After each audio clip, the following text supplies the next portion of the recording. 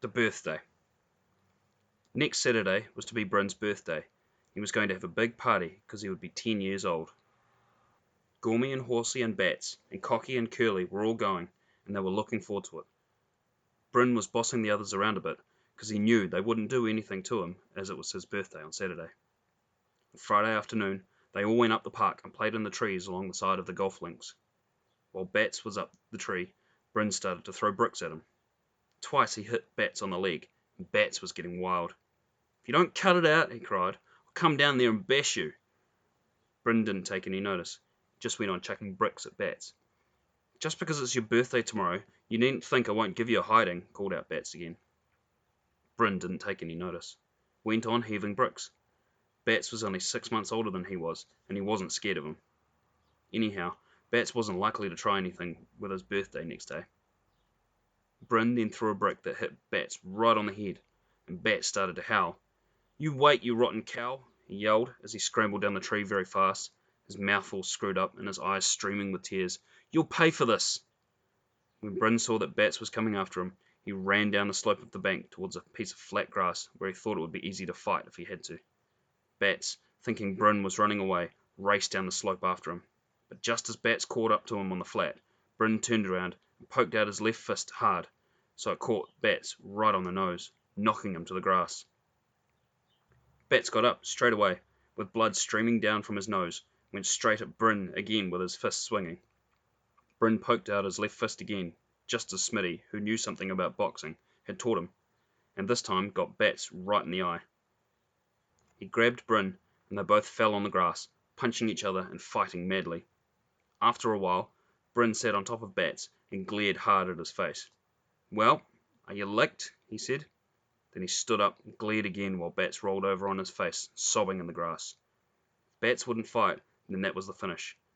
There was no hitting when someone was down. So the fight was over.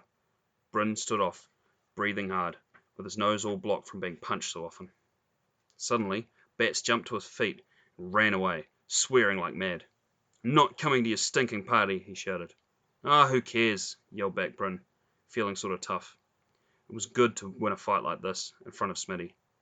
He was always having fun fights with Smitty, but this was the first time his big brother had really seen him fight.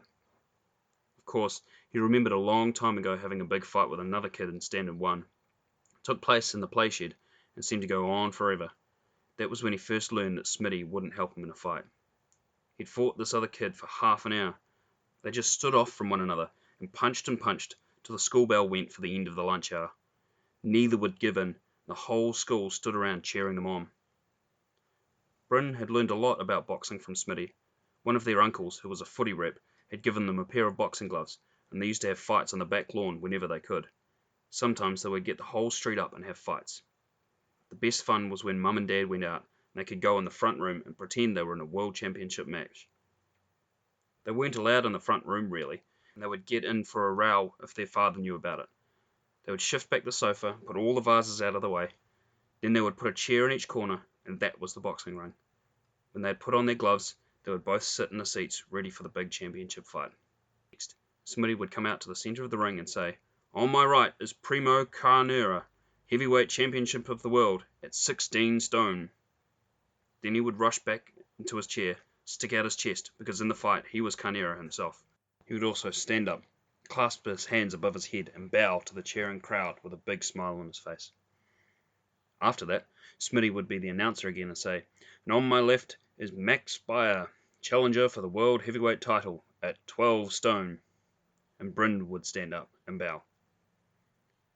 When the announcement was over, Bryn would ring the bell that they used. It was an ornament that belonged to their father, and they were not supposed to touch it. But, as Smitty said, this is a special occasion. Now the two great boxers would advance into the ring, and the fight would begin. Sometimes it would go on for 10 rounds, sometimes 20, all depending on how long their mother and father were out. There was no punching in the face allowed, although now and again Bryn would hit Smitty one under the jaw and make him wild. Usually, Bryn was allowed to win, but the upper part of his left arm was all black with bruises where Carnera had hit him again and again and again. After the fight, they would put back the chairs and the vases and hope their mother wouldn't notice that they'd been shifted. She usually did. All this fighting meant that Bryn was quite a good fighter. and that was a bit tough for Bats on this particular Friday, but it couldn't be helped, so the party went on without him. On the Saturday afternoon, a whole crowd of them went to the pictures in town as a special treat. The picture Bryn and Smitty and the rest wanted to go to was called Bride of Frankenstein, but their mother said they couldn't go as it wasn't good for them. It was a horror film, she said. She suggested they should go to a picture with Noel Coward in it that was also on. All right, said Smitty, we'll go to that. But when they got into town, all the gang decided to go to the Frankenstein picture and just pretend that they'd gone to the other. The Noel Coward one's got a lot of silly singing and kissing, said Smitty. But boy, what a spooky picture the Frankenstein one was. Bryn could feel Horsey's knee knocking against his as the great ugly monster, with a big square face and blood vessels sticking out all over its hands, wandered around in the shadowy streets, murdering people. They all put their hands up over their faces so they couldn't see his terrible face. Then they looked through their fingers to make sure they weren't missing anything.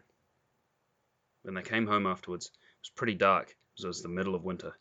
Sides of the streets were shadowy and spooky, and when the gang got off the tram stop, they ran flat out up the street to Smitty's place, in case Frankenstein should jump out of the shadows to get them. Once inside, Mrs. Smith asked them if they had liked the Noel Coward picture, and they pretended that they had. But because they hadn't really gone to Noel Coward, they couldn't tell her much about it, and that was a bit tough because, Smitty said, the next best thing to going to a picture was following Mum around everywhere afterwards and telling her about it. Though it didn't matter so much this night, as more important things were to be done. There was party feed to be eaten. As soon as they all sat down to tea with their coloured paper hats and streamers, Gormy grabbed for a sausage roll, and at the same time knocked over his big glass of orange with his elbow. Poured straight down Cocky's legs, and he had to run home and change his trousers. Well, that was too less to eat the feed, because of course Bats hadn't come. Afterwards, when they were having a pillow fight in Smitty's room, out in the back with the lights out, Curly was hit hard on the head with a pillow, and he banged his head on the wall. He fell on the floor, and in trying to put on the light, Smitty trod on his fingers. Curly went home howling his eyes out. Cocky came back with a new pair of trousers on, just in time to get the leftovers from the feed, and was belted with a pillow, which broke on his head. The feathers and dust went all over his face and down his neck. He began to sneeze and sneeze. It's my hay, hay fever, he gasped, and with tears streaming down his face and still sneezing, he was sent home once more. That left only the gang, Bryn, Smitty, Gormy and Horsey, to carry on with the party. It didn't worry them much. The pillow fight was on again as soon as Curly and Cocky had gone. Later on in the evening, Mr. and Mrs. Smith and some friends in for supper.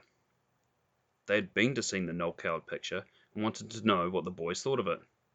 They asked Smitty all sorts of questions, which he found pretty hard to answer. I suppose it was really too old for them, said one lady. Yes, it must have been, said Mrs. Smith, and Smitty said, yes, it must have been. The gang were pleased to find someone making excuses for them, because they were not able to answer many questions about the picture. They were glad to get away from the adults. As soon as the pillow fight started again, they forgot all about Noel Coward. Bryn, who had eaten dozens of sausage rolls, as well as trifle, fruit salad, chocolates, sandwiches, cakes, didn't think of him again. But later, in bed, after everybody else had gone home, he dreamt all night of hands coming out of the darkness, and Frankenstein the monster creeping up on him out of the shadows of the street.